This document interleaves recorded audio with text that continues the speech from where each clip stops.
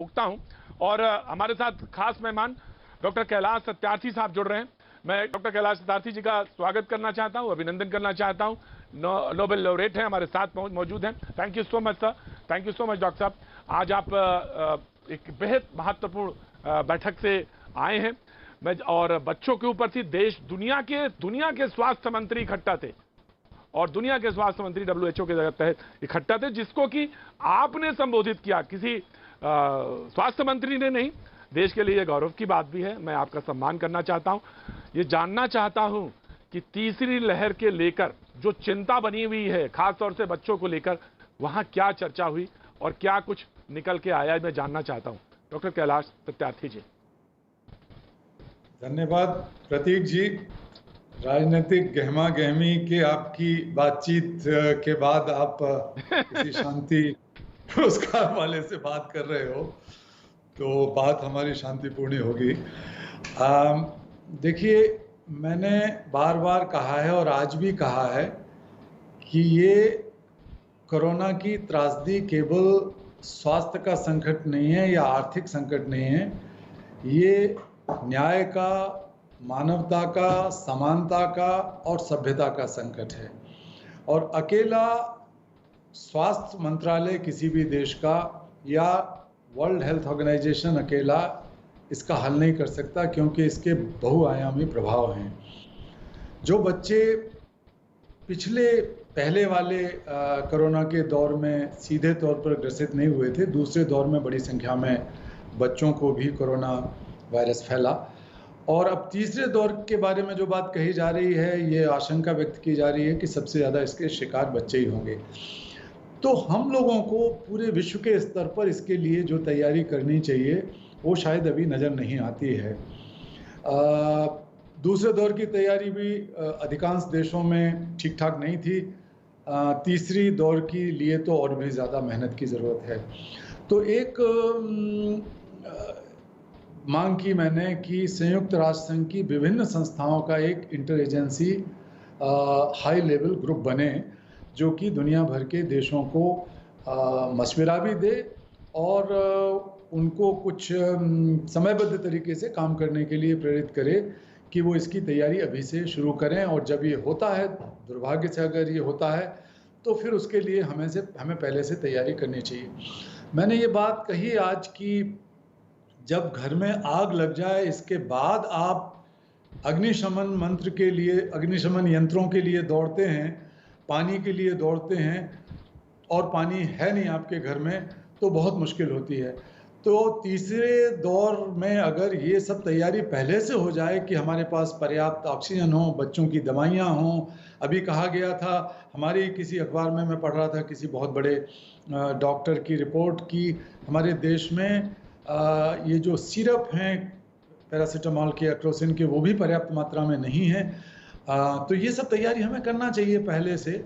और इस सिलसिले में मैंने कुछ दिन पहले भारत के हमारे प्रधानमंत्री महोदय को भी पत्र लिखा था कि एक तो नेशनल टास्क फोर्स बनाएं। आज मैंने दुनिया भर के मंत्रियों से भी ये बात कही है कि आप अपने अपने देश में जो विशेषज्ञ हैं, बाल रोग विशेषज्ञ, बाल मनोवैज्ञानिक और बच्चों के संरक्षण के विशेषज्ञ, उनकी एक टास्क फोर्स बनाएं जो अभी से तैयारी में लगे। और अभी भी जो बच्चे सीधे तौर पर या अप्रत्यक्ष तौर पर प्रभावित हुए हैं, उनके लिए भी काम करें। स्वास्थ्य के अलावा शिक्षा, उनको ज़बरदस्ती उनका बाल यौन शोषण बढ़ा है, ट्रैफिकिंग बढ़ी है, इन सब पर वो काम करें। प्रधानमंत्री जी को मैंने ये निवेदन तीन किया चीजें बहुत इंपॉर्टेंट है सर। तीन चीजें, राइट सर, आपके बात करते में तीन चीजें बहुत इंपॉर्टेंट लग रही है। एक तो बच्चों का घर में 1.5 साल से घर के अंदर है, तो जो मनोवैज्ञानिक पहलू है, निश्चित तौर से एक चिंता का विषय, पूरी दुनिया में इस पे बातचीत चल रही है। एक बात और है, वो ये है कि समान रूप से वितरण वैक्सीन को लेकर हो, पूरी दुनिया में हो। क्योंकि अगर कहीं भी कोई भी मुल्क छूटा या कोई भी कॉन्टिनेंट छूटा, तो आप समझ लीजिए कोरोना से तो लड़ाई अधूरी छूट गई।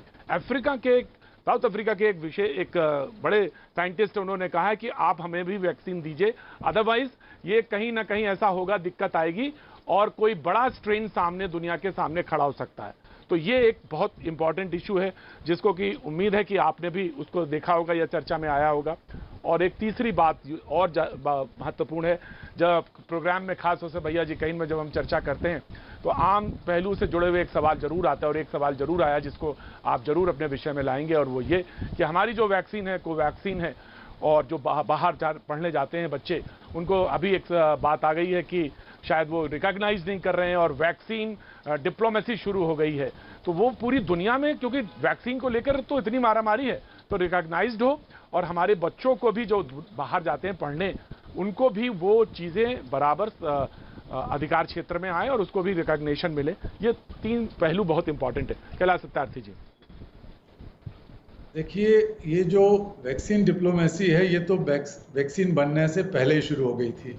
सरकारों ने अपना गुणा भाग शुरू कर दिया था कि किन के साथ डिप्लोमेटिक रिलेशंस को ध्यान में रखते हुए, किसके साथ बिजनेस रिलेशंस को ध्यान में रखते हुए कैसे कैसे हम लोग इसका वितरण करेंगे या बेचेंगे या खरीदेंगे, ये सब पहले से चल रहा था। अब अमेरिका को ले लीजिए, अमेरिका ने तो 600 मिलियन मतलब 60 करोड़ वैक्सीन का जुगाड़ पहले कर लिया था, खरीद ली थी, ऑर्डर कर दिए थे या जो भी।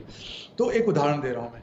और इसके बाद उसके वितरण में बहुत समस्या आ रही है। आज मैंने ये मुद्दा बहुत जोर के साथ उठाया, 2-3 मुद्दे उठाए, जिसमें कहा कि वैक्सीन का वितरण, वैक्सीन का निर्माण, वैक्सीन का जो भी उसमें हर्डल्स हैं, जो उसमें ऑब्स्टिकल्स हैं, जैसे इंटेलेक्चुअल प्रॉपर्टी राइट है या रॉ मटेरियल की बात है, इस सब के बीच में एक इक्विटी की बात हमने कही कि इसमें एक समानता बढ़ती जाए, और साथ साथ न्यायपूर्ण तरीके से और डेमोक्रेटिक तरीके से, बहुत ही ज़्यादा लोकतांत्रिक तरीके से इनको पूरी दुनिया का वस्तु बनाया जाए। हम लोगों ने 170 नोबेल लॉरिएट्स और विश्व नेताओं ने पहले ही मिलकर, भूतपूर्व प्रधानमंत्री, राष्ट्रपति कई शामिल थे, तो हमने ये अपील की थी दुनिया से, और खासकर अमेरिका से शुरू में, बाइडेन साहब से, कि ये इंटेलेक्चुअल प्रॉपर्टी राइट ख़त्म करो और इसको पब्लिक गुड, एकदम मुफ्त तरीके से सबको मिलने वाली, सबको सुलभ करने वाली वैक्सीन बनाओ। और ये बात मैंने प्रधानमंत्री जी को चिट्ठी में भी लिखी कि भाई, हम भारत में सबसे आगे बढ़ के नेतृत्व कर सकते हैं पोलियो ड्रॉप लगाने का, तो हम वैक्सीन भी बना सकते हैं और लगा सकते हैं, हमको ये करना चाहिए। तो ये जो इक्विटी इन वैक्सीन डिस्ट्रीब्यूशन है, ये एक बहुत ही मेजर बड़ा मुद्दा है। और अगर हमें डिप्लोमेसी करना है, सारी दुनिया डिप्लोमेसी करती है, तो वैक्सीन डिप्लोमेसी में हम बार बार कह रहे हैं कि एक दूरदर्शी, एक करुणामय, कंपैशनेट, मॉरल लीडरशिप हर जगह होनी चाहिए, हर स्तर पर होनी चाहिए। जब तक हम ग्लोबल कंपैशनेट मॉरल लीडरशिप के लिए बात नहीं करेंगे, तो सब अपना अपना टुकड़ा में करेंगे।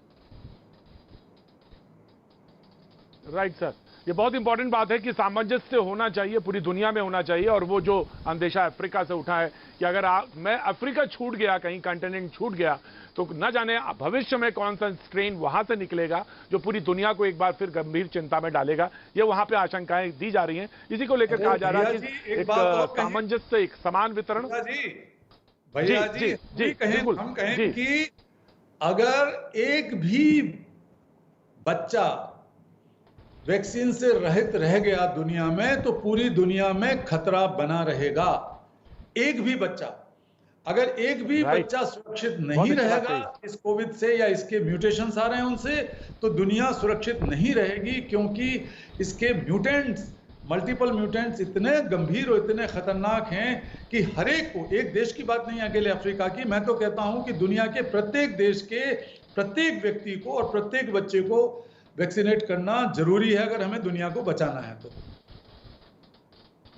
राइट सर, बहुत बहुत शुक्रिया, थैंक यू सो मच, जो आपने आज यूनाइटेड नेशन के बीच दरमियान में ये बात उठाई और कहा। तमाम दुनिया भर के जो स्वास्थ्य मंत्री इकट्ठा थे, जिनको आपने आज संबोधित किया, ये गौरव की बात भी थी, गौरव के क्षण भी थे, जहां पे आपने सामंजस्य।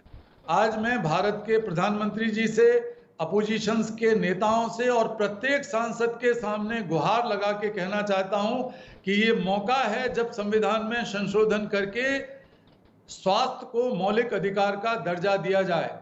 हमने शिक्षा के मौलिक अधिकार की लड़ाई लड़े और हम जीते, और आज हमने देखा है कि भारत में शिक्षा की स्थिति बहुत बेहतर हुई है पहले के मुकाबले। संविधान संशोधन करके, कृपा करके शिक्षा को प्रत्येक भारतीय का मौलिक संवैधानिक अधिकार बनाया जाए। Thank you so much sir, thank you so much. वक्त एक छोटे से ब्रेक का है। ब्रेक के बाद जब हम लौटेंगे तो हमारे साथ जो गेस्ट पैनल मौजूद है, जहां पे चर्चा हो रही थी कि कैसे सुपर स्प्रेडर बन सकते हैं, ये जो प्रदर्शन है, जो किसान प्रदर्शन करने जा रहे हो, कैसे सुपर स्प्रेडर हो सकता है, खतरा लगातार बना हुआ है जब गांव चिंता का विषय बने हुए हैं। हम लौटेंगे उसी मुद्दे पर, बीजेपी के प्रवक्ता जवाब देंगे। वक्त एक छोटे से ब्रेक का।